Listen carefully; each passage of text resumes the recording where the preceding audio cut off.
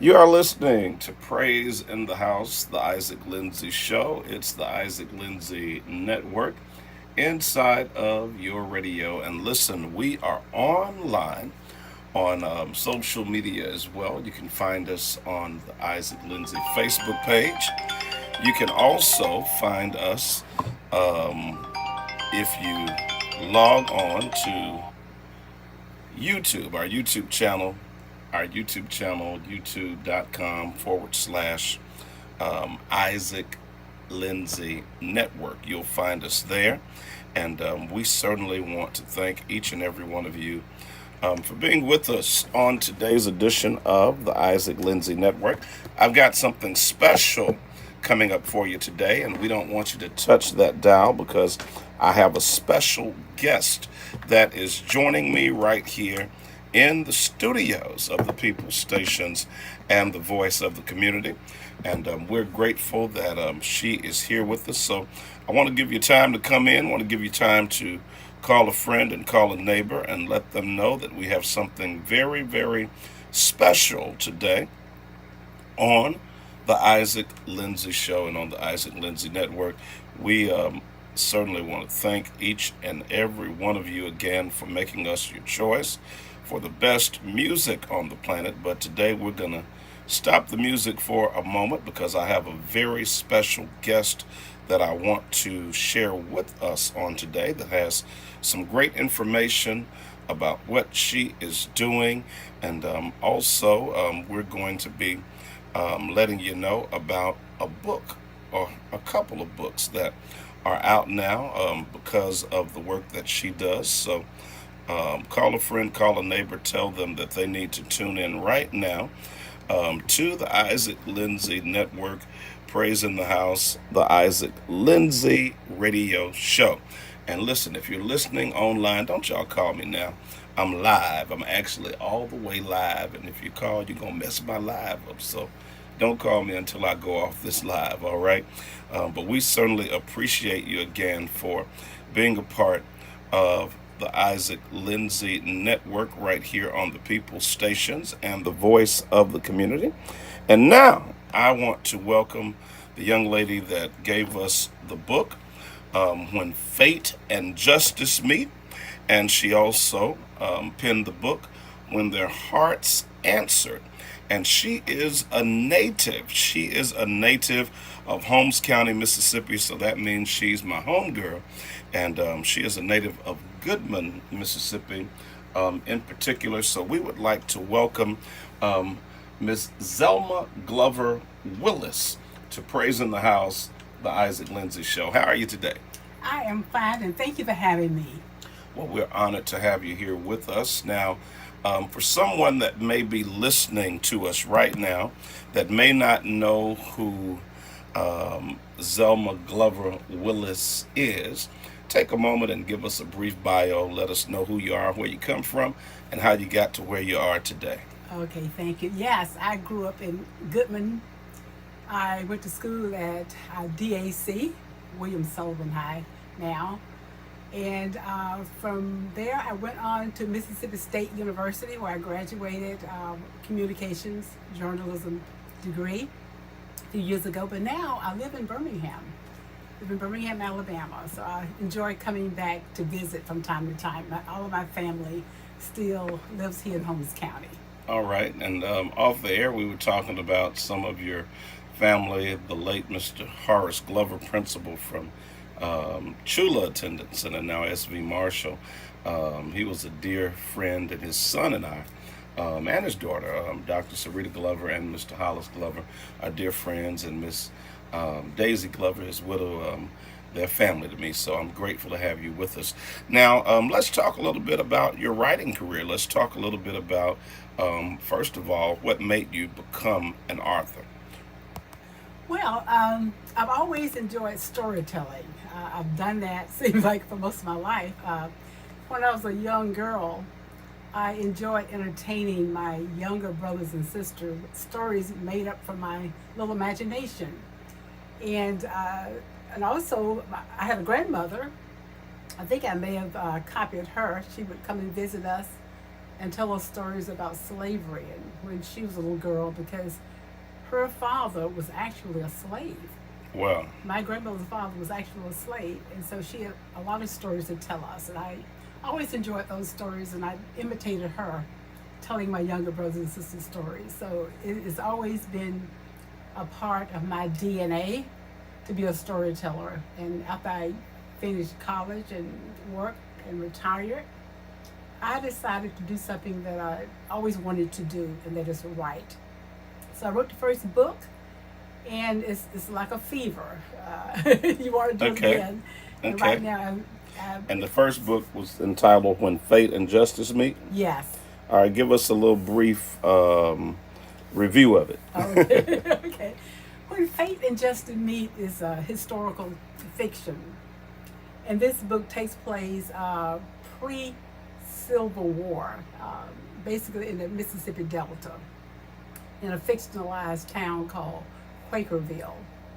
And basically, the story behind this book is that you have a altruistic Quaker woman who inadvertently inherits a plantation of slaves. And if you know anything about Quakers, they were people who set up the Underground Railroad.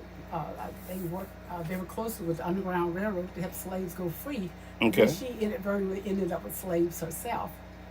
But the basic idea behind the book is that when you have good-natured people and when you have time, and those two things kind of converge in the same space, things that have been wrong can be made right, Okay. and injustices can be mitigated by someone trying to do the right thing.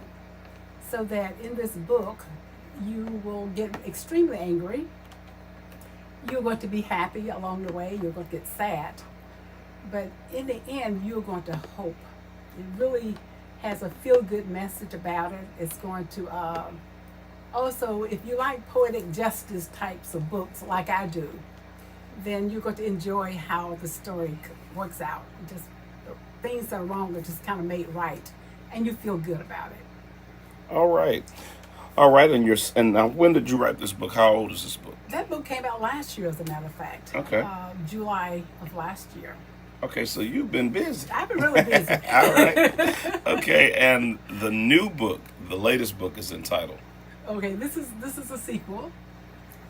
It's entitled When the Hearts Answer. It picks up where that book leaves off. And I wrote that book because so many people, after having read the first book, were demanding that I write a sequel to that book. And so I did. It took me about 3 months to write that book because the story ideas were already in my head. It was just a matter of getting to my computer and typing those stories up. But yeah, it was my readers who demanded that I write another book. I just want to say I wrote a book, but yeah, it's a fever. I want to go ahead and do that one. Awesome, awesome. Now, if someone is looking to support you and purchase these books, can they be found on a website, online?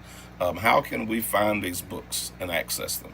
Yes, the first book, When Fate and Justice Meet, you can go on Amazon and order that book. Okay. But the second book actually are on several different platforms: Amazon, Barnes and Noble, Books a Million, eBay. Just quite a few places where you get your favorite books from. You can find it. Okay. Now, are they also available? I have the hard copy, but I like to read a lot off my iPad. So if I wanted to get the digital version of these books, are they available as well? Yes, you can get them on Kindle. I don't have audio yet. In the Okay. near future, hopefully, I have audio. But right now, you can get the hard copy as well as the Kindle version. All right. Now, being a new writer, and I mentioned to you off air, being an English journalism major, I believe I've got maybe a couple of books in me about some things that I need to get off my heart. But if for someone like me that may be thinking about writing a book or maybe thinking about becoming an author, what words of encouragement or what would you um, encourage us or just tell us to do? What's some good advice you could give us? I think it's important to write about what you know and what you feel. You can't do a good job writing about anything that you're not familiar with, or you don't feel it, it hasn't been part of your experience.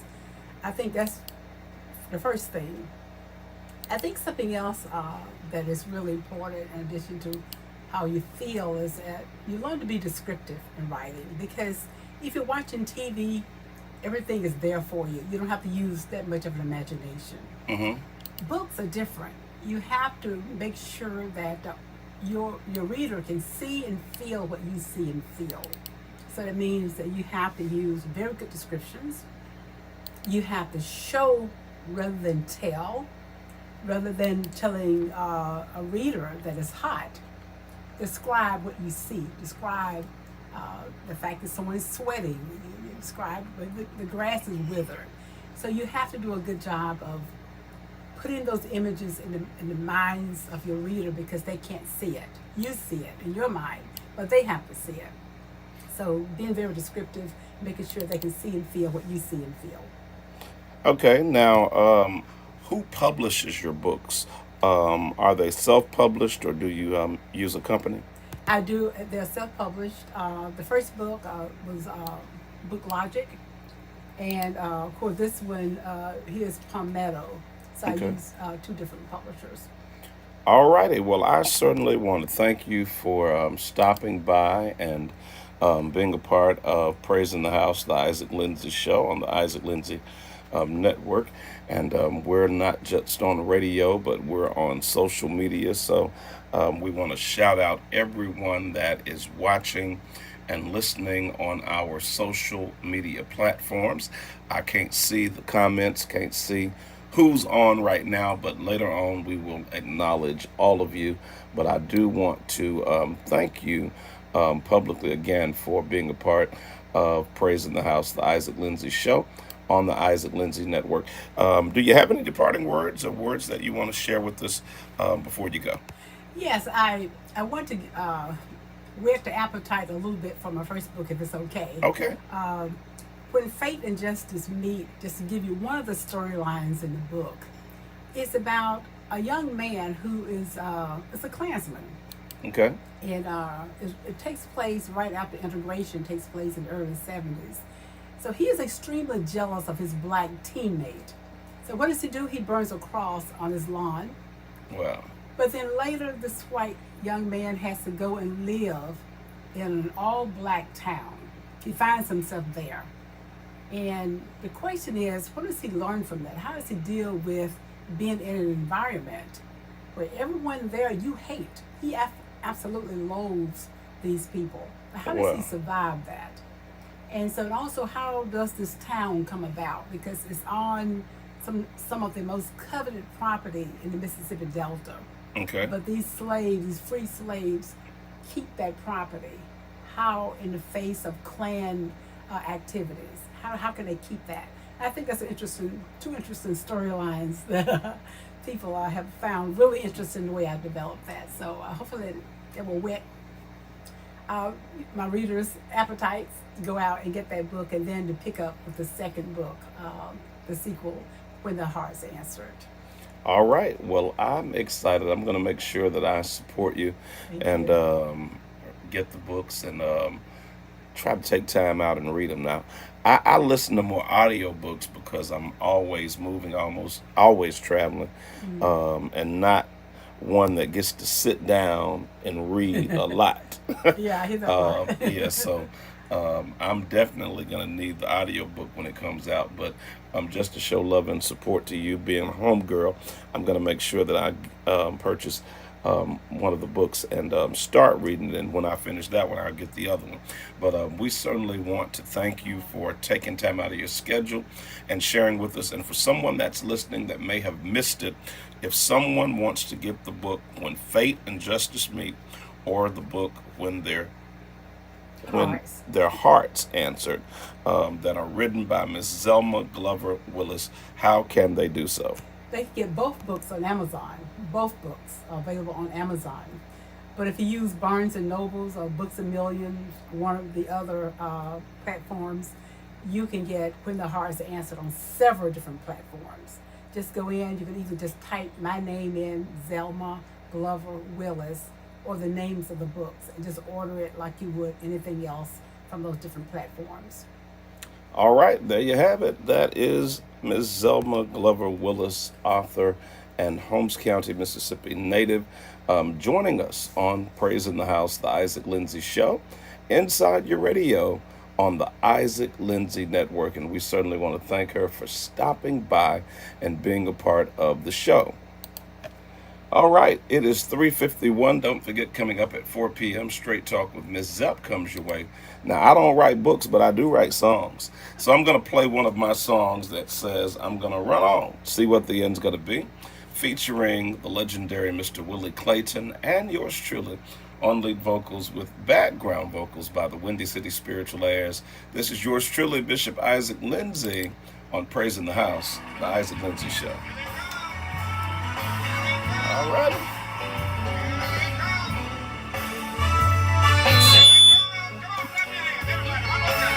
Turn your mic on. All right, that's it. Yes, ma'am. Thank you, Jesus. Leave again, just holler. Okay. Let me give you one. Just for blessing me when I was sick and filled with misery. You stopped by and you set me free. I know I can't pay you for all you've done, but listen, but in your name I'm gonna run. I gotta run so I can see what you wanna be. Listen, thank you, Jesus, for opening doors for me when my family and friends turned and walked away. You were there just to be my stay. I know I can't pay you for all you've done, but in your name I'm gonna run. I'ma run. I got to run. I'm gonna run. Sure gonna run. And the reason why I'm gonna run. Can I tell y'all why I'm gonna run? Can I tell y'all why I'm gonna run? Can I tell y'all why I'm gonna run? Listen, so I can see what the end is gonna be. I wanna see more. See what the end is gonna be. I wanna see Elijah. I wanna see David. I wanna see Paul. But most of all,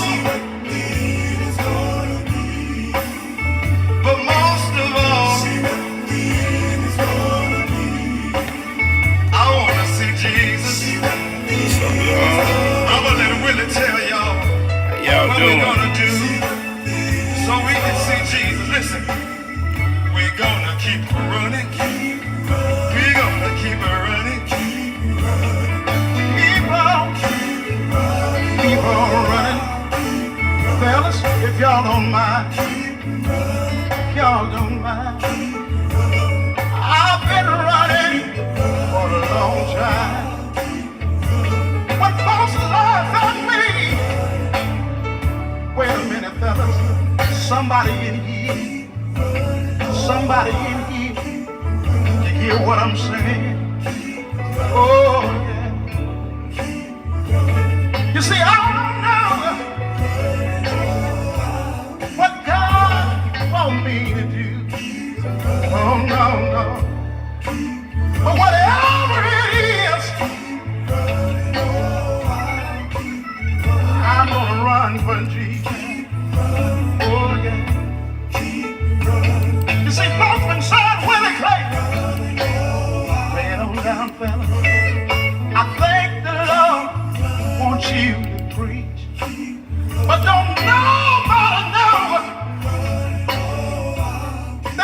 I have with the Lord.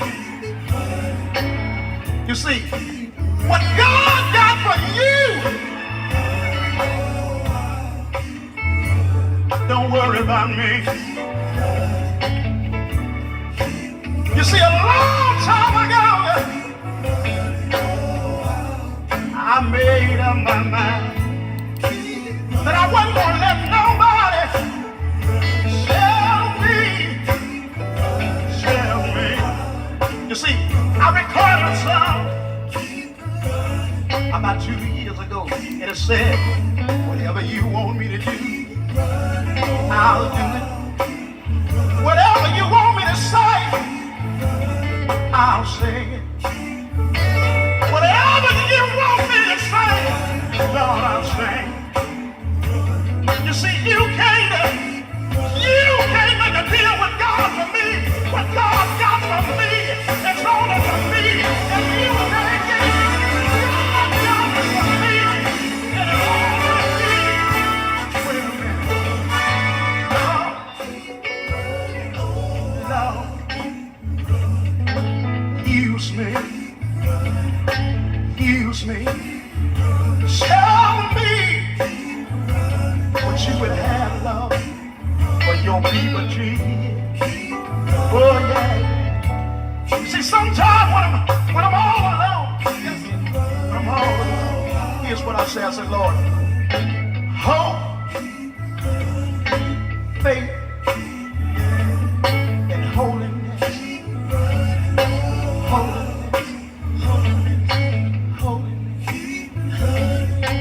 Holiness.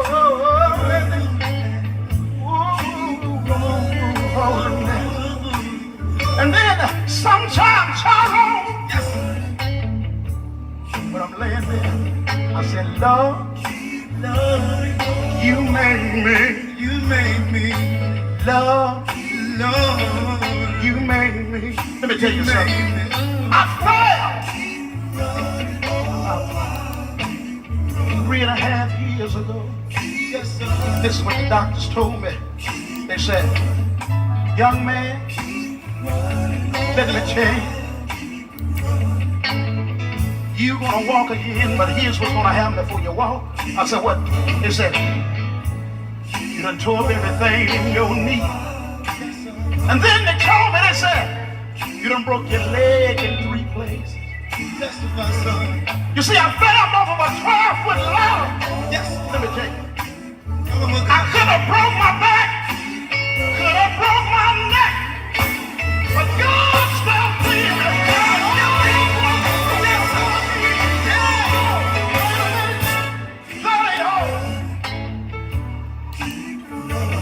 Now I'm not trying to tell you how you should live your life.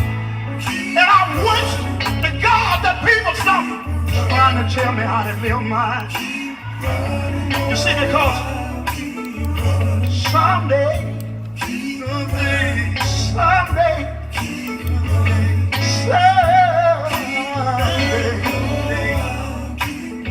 when it's all over, when it's all over, when it's all over, when it's all over, when it's all over, when it's all over, I'm going home. I'm going home. I'm going home. One more thing. You see, Mama can't do it. Sister can't do it. Brother can't do it. Daddy can't do it.